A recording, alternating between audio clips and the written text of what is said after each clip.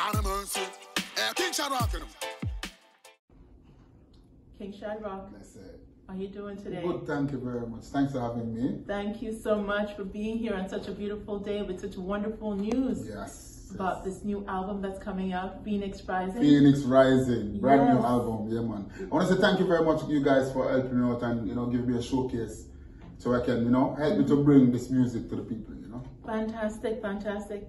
So, what do you hope to achieve with this album? This brand new album, I mean, like it says, a Phoenix Rising, right? So if you know the history of the Phoenix died from the fire and from its ashes it rebirthed, right? Yeah, so I'm trying to create a brand new rebirth of me, not changing my culture music, but the like doing things a little bit different, like trying to be owning more of my music, and trying to decide where it goes, you understand? And concentrate and say what's really on my chest when I'm writing. So this album is a really unique one. That this is a part of me now. For me, this album is like a slam with with music behind it, like poetry but music behind it. And so, in terms of that, I just joined your fan club because I think the stuff is great. I saw Peace, Love, and Unity, fantastic video. Thank you. I loved it. And so, in terms of where you want to take this, I mean, are you? I know we were in a pandemic. Yeah. But what are your hopes and dreams with this album, and where you want to go with it? Yeah. Well, this album is really based for everybody in the world who's going through suffering, right? I would like to be able.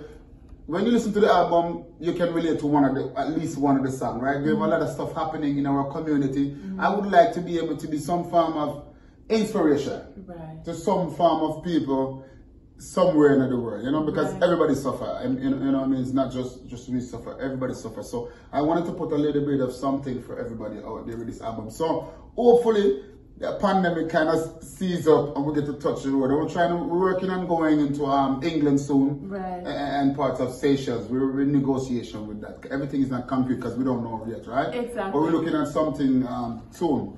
Big up Rem Marley in UK on Love. Yes, I was just about to ask you that because I saw the interview. It was just really great. There was you on the big screen and he there in the UK, and you were having that conversation, which was wonderful. Live, So tell us a little bit about what that collaboration looks like. Okay, so Tracy, big up yourself from Toronto, No Mercy. Tracy introduced me. This is a friend of mine from Toronto who introduced me to Rem Marley, and Rem Marley is pretty big in the UK. Right, he's an artist also, but he does promotion, artist link up, Big up Rem Marley, artist link up, boom. So the way how we met is he's very conscious and he's very real. You can see his program is not watered down. He's doing his thing. He's telling you what he feels about the artist. He gives the artist a chance to express themselves. There's no preempt script. There's no script before, right? So I love that.